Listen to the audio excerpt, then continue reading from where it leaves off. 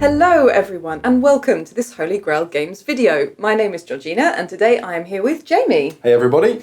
And we are here to talk to you about Encyclopedia. So, Encyclopedia is a game by Eric Dubus and Olivier Melison, and it is a dice-based worker placement game for 1 to 4 players that lasts about 25 to 30 minutes per player, depending on how finicky you are.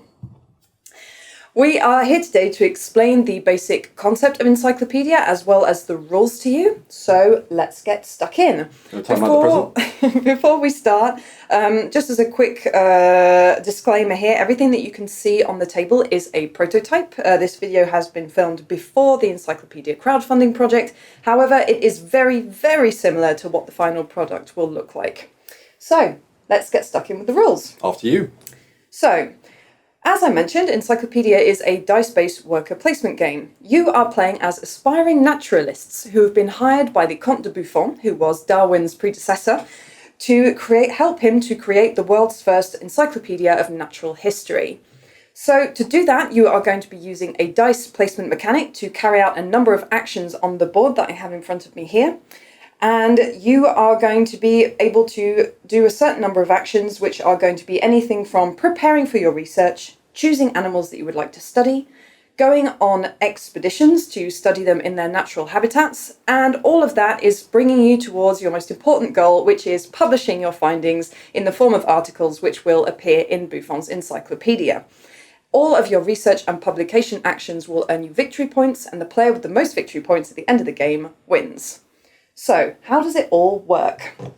So, at the start of each round, we are going to be doing a certain number of things to get things going, as it were. So, we start every round of Encyclopedia by flipping over the leftmost round token on the round tracker here.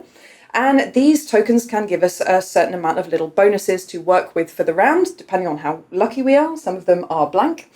Once we have flipped over our token, well, it's time to get to the most important part of a dice-based worker placement game, the dice. So from the dice bag here, I'm going to draw 4 dice. So there are 5 different colours of dice in the game. I'm going to roll my dice.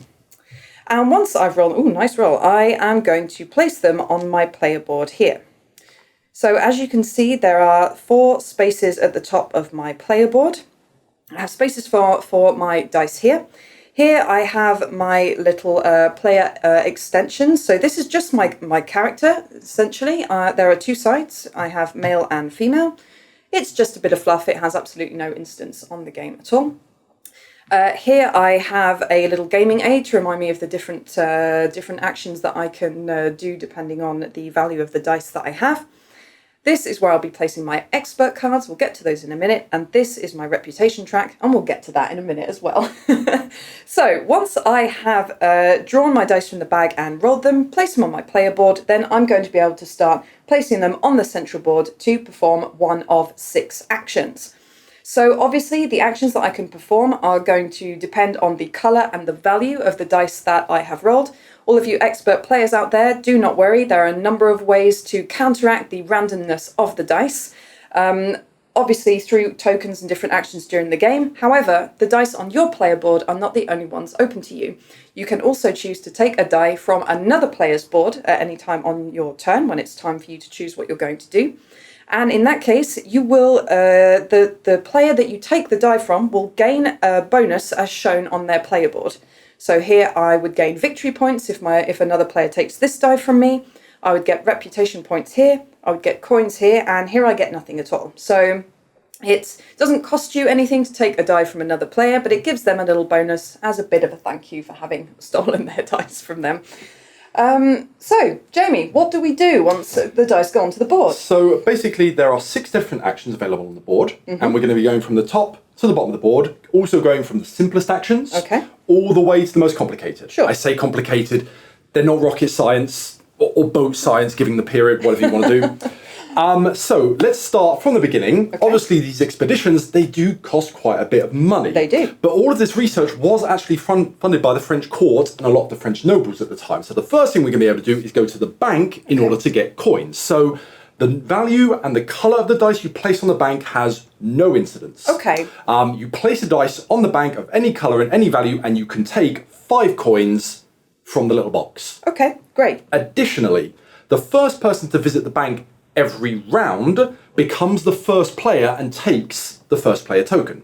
Now, this doesn't have any effect on the order of play for the round currently being played. No. However, it can have an effect on certain effects and sequencing during that round, and more importantly, you will be the first player for the next round.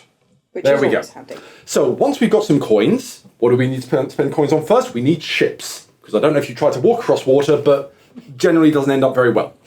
So when we are trying to get expedition tokens, as we call them, the colour of the dice does not matter, but as you can see on the board here, the value does. The higher the value of the dice you play, the more expedition tokens you gain. Okay. So I could take, for example, one of these dice, put it here, and take the amount of expedition tokens from the little box. Great. And we put them next to your player board along with the coin tokens to show that we have them. So if I were to place this die of value 3 on the embassy, that would allow me to gain 2 expedition Two expedition tokens, exactly.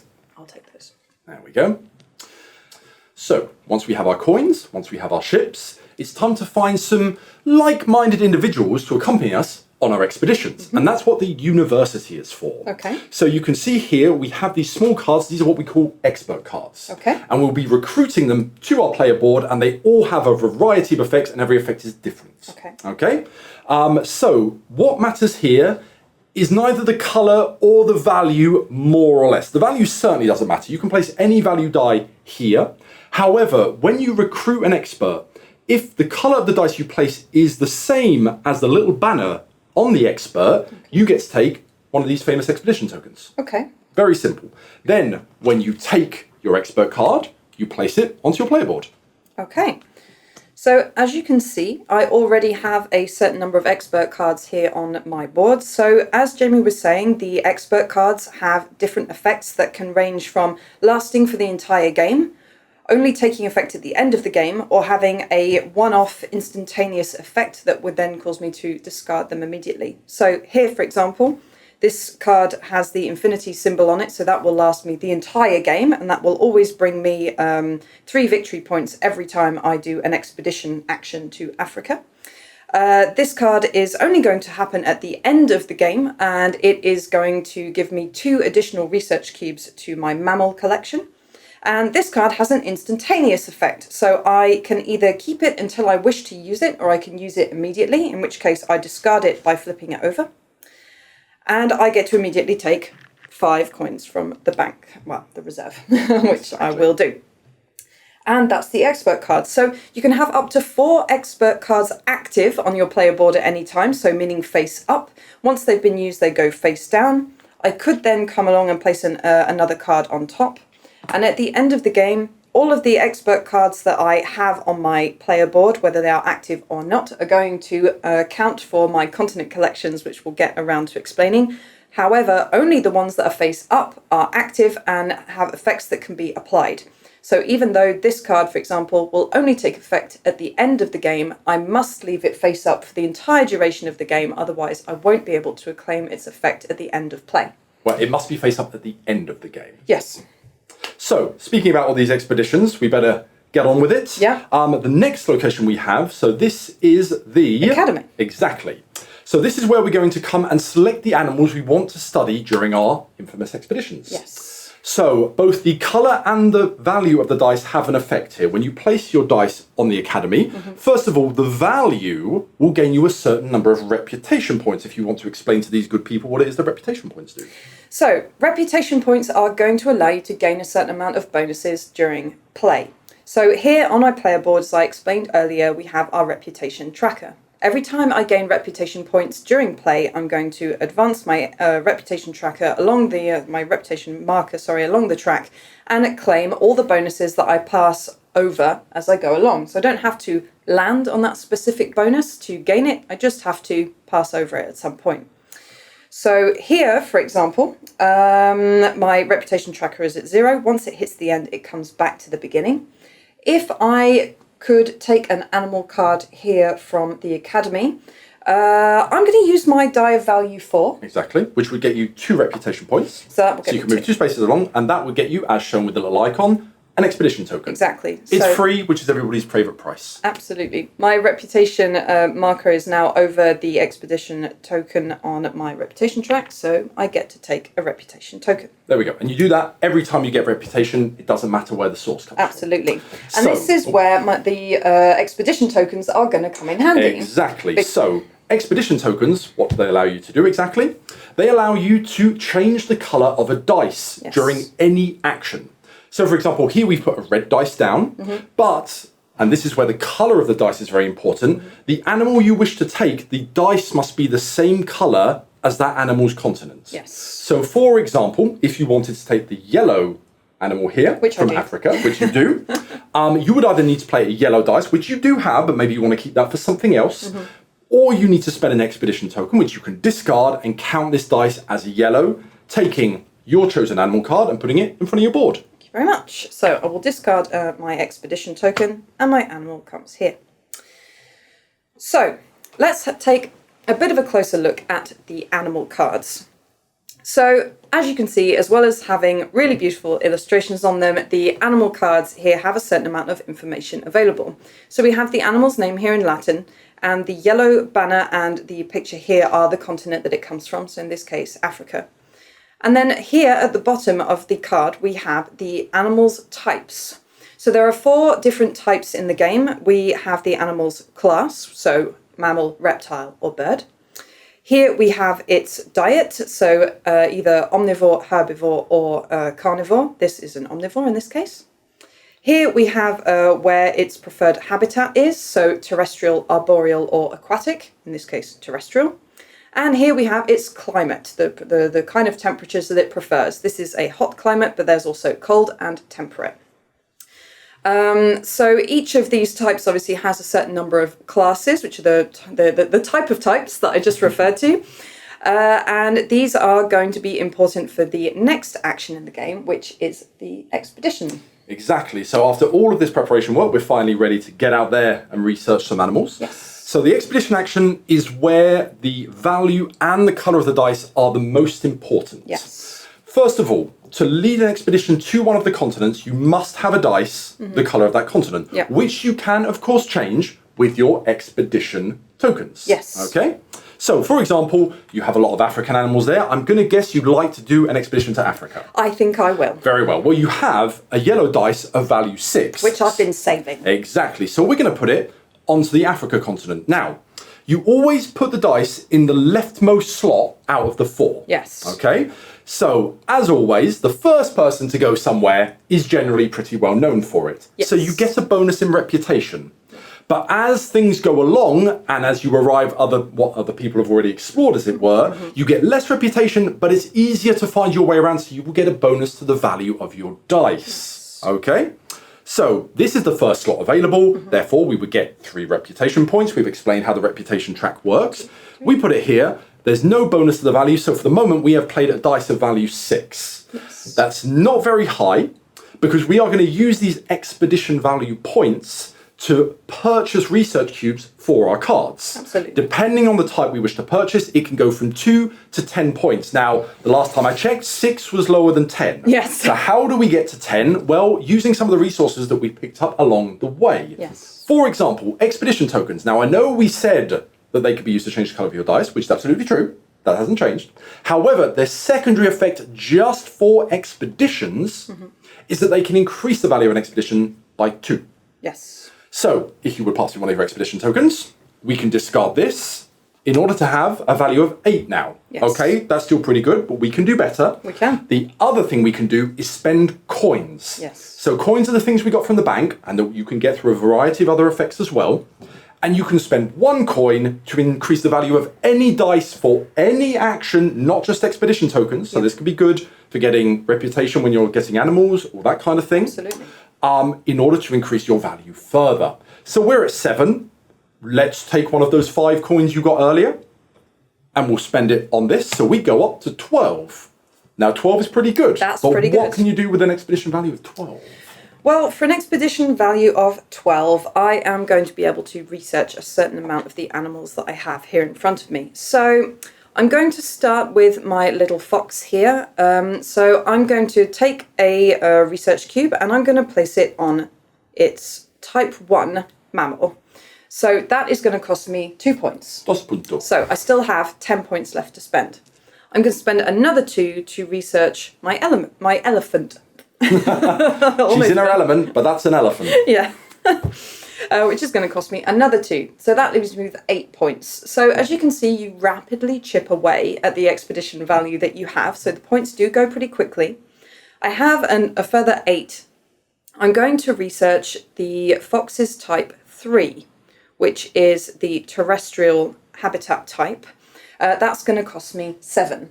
So that's going to leave me with 1 point left over. There's not really anything I can do with that. So it's lost, or I could choose to give myself some change back from the coins that I spent. That's the one. That's absolutely fine. So I gain victory points depending on the level of type that I just researched. So here it was a type 3. That's going to get me 3 victory points for that. My mammals, unfortunately, are a bit cheap and easy. It's pretty easy to figure out if an animal is a mammal or not. So I don't get any victory points for that. The lower the type, the less points you get, going all the way down to 0, obviously. Anytime you get victory points, I'm sure you guys have already noticed it, but there is a score track going around the outside of the board. You get points, you move the token along the score track. It's as simple as that. Absolutely. So once I have done all of the research that I can do or that I can afford, bearing in mind I can continue to add value to this expedition as many times as I want during the action to get as much out of it as I can. It really depends on how many resources you're willing to discard to get as many research cubes onto your cards as you can. So there we have it. So I have finished doing that. I have spent all of my resources. I did gain 3 points on the reputation track, which means I would be able to take an expert card for free. Exactly. I'll take this one. We'll see if it brings me anything at the end of the game. And that brings us to the final action. Yes, where we are once again going to use those cubes. So once again, we go from the top of the board, the easiest actions, down to the most complicated. Yes. And obviously we have gathered our resources, we have chosen animals to study, we have gone out and we have studied these animals, and as you may already have guessed because it's written on the box, we need to publish our findings into encyclopedias. Exactly. So how does this work? It's very simple.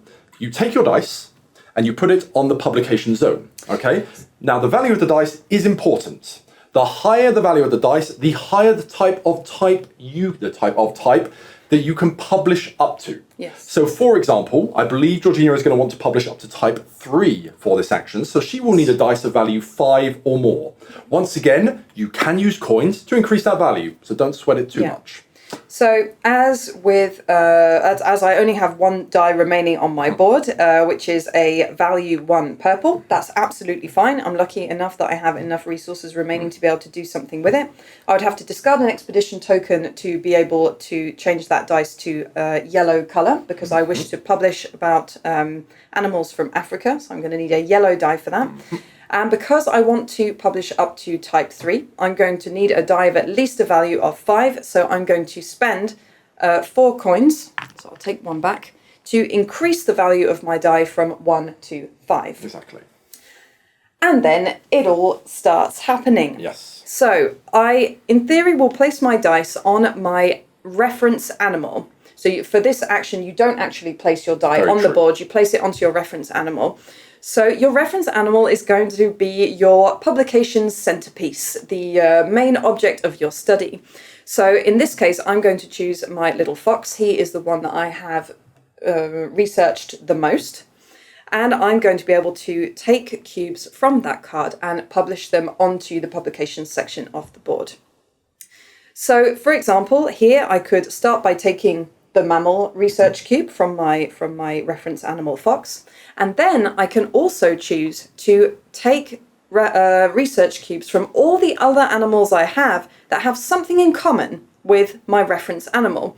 So in this case, I've also researched the mammal type on my elephant, so I can take that cube as well.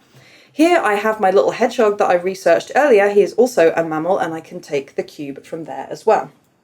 And those cubes are going to go onto the publication section of the board. So there's a space on the bottom part of the board for every type and every category. Of course, we have mammals here. So we put these cubes here and they'll be used at the end of the game. Definitely. Additionally, however, as you can see, there are points values in there. So for every cube you put, you gain points. Immediately. Again, score track, move the token around, done. Absolutely. So once I've published my type 1, I can then move up through the types just to kind of keep track of what you're doing. I'm not going to publish any type 2s because I don't have any research cubes on those types. I do have a type 3 on my reference animal, which is going to be terrestrial. I'm going to give that to Jamie so he can... So that goes onto the board as well. We, of course, have a space for that. That's worth 5 points. Once again, more points for the points bank. Absolutely. And then that's it. I don't have any more research cubes to publish. I've gone through everything. So once I've done that, I'm going to take my research, my reference animal. I'm going to take all the cards of the same colour as that reference animal that I have. So I can also take this card. I didn't publish any research cubes from this card, but because it still has something in common with my reference animal, meaning its colour, I can put it to one side into my publication pile. My publication pile is going to score me points at the end of the game depending on continent, so colour collections that I have made. So pop those to one side, we'll get back to those later. My hedgehog, unfortunately, is not the same colour as the other cards that I published, so he goes to the bottom of the pile and is removed from play. And that's it. Indeed. As an aside, very quickly, you must take cubes from your reference animal when you publish them. You don't have a choice, you must publish those cubes. Yes. All the other cubes, however, and cards, whether they have cubes on them or not, you're not obliged to take them. You can keep them for research later on down the line. Yeah. It really depends on how you want to optimise your actions. Yes. If a animal card has research cubes on it that are not of the same type as your reference animal, and you still wish to publish at least one cube from that card, then any other cubes that that card has that are not the same as those on your reference animal are unfortunately discarded. But sometimes it can be worth it to get lots of cards into your continent collections for the end of the game. Speaking of which, first, end of round first. We'll get there eventually. So, at the end of the round, meaning once all players have played 4 dice, whether from their own board or from other players, so once nobody has any dice left, then we are going to be able to end the round. So, at the end of the round, there's a small extra thing that you can do. What we didn't mention a moment ago is that every time you perform the publication action, you are going to get one of these very special tokens called a royal seal. You also get one from reaching the end of your reputation track. You do. There are 2 ways to gain them, so you can get them either here, every time you reach the end of your reputation track, you will get one of these, or you will get one just from performing the publication action. These are very special tokens as they can be used for several things. First of all, at the end of the game, every Royal Seal token that you have remaining will gain you 4 victory points, so it can be useful to keep them to one side, but it is very tempting to use them during gameplay, and here is why. You can use a Royal Seal token at any time to not only change the colour of a die, but also add 5 to its value, so they are a very valuable resource to be used for various actions in the game. And they can also be used at the end of a round to purchase an additional action. Here's how that works. At the end of a round, as I said, once all the players have played their dice, you can go round the table by order of turn, and each player can choose if they would like or not to perform an additional action. To do so, they have to discard a Royal Seal token, and then they get to choose one of the dice from the board, any die that they like that has been placed on the board during play. They pick it up, re-roll it, and then use that result to perform a new action of their choice, which can be any action that they like. This action follows all the usual rules of the game. You can spend coins to increase the value of a die, you can use Expedition and other Royal Seal tokens to change its colour and or increase its value. And it can give you a little bit of a boost if there's perhaps an action that you didn't quite manage to jam in to this action-packed round. Now is the time to do it. Once all players have had the chance to perform this additional action or not, then the round is over. We remove all of the dice from the board. Obviously, the research cubes stay where they are. All of the animals that were not taken during the round are removed from play. All of the experts that were not taken during this round are removed from play. And we begin a new round. Indeed. So the animals cards are replaced. The expert cards are replaced. We flip over a new round token to see what lovely tasty bonus that we got, and all the players draw 4 new dice, and the action begins again. We will be doing this 6 times. So a game of Encyclopedia lasts 6 rounds, and at the end of the final round, it is the end of the game and final scoring begins. So During final scoring, you are going to be able to add to the possibly vast amounts of points that you have gained during the game additional points based on collections that you have made during play. So this is going to be collections of your animal cards that you published during the game, so cards of the same colour. To these collections, you will add expert cards of that colour that you amassed during the game. So here I will have an Africa collection of 5. And to that, you are also going to add the value of your research cube collections. Exactly. So if you flip over one of the player aids, there is actually a little gaming aid for the end of round scoring. And it's very simple. You go through each category. Each player counts the number of cubes that they have in that category. Yeah. They score a certain number of types, not forgetting to apply any bonuses. For example, one of your experts, two of your experts even, give you additional cubes for both mammal and planes, which is great. In this sense, that would allow you to get to 5 mammal cubes, if we were hypothesizing as it were, which would score you points. However, for planes, it would only get you to 3, and you need minimum 4. Absolutely. So always good to bear in mind. And we basically do that for all categories. We also don't forget to apply any end of game effects. Absolutely. That may score us points otherwise. And of course, we have any remaining Royal Seals if you've been stocking up on those. Yeah, so you'll have your Royal Seal tokens that will gain you 4 points each at the end of the game. You'll receive 1 additional victory point for every coin that you have, unless of course you have an expert that allows you to increase their value even further. There are experts that allow you to do that.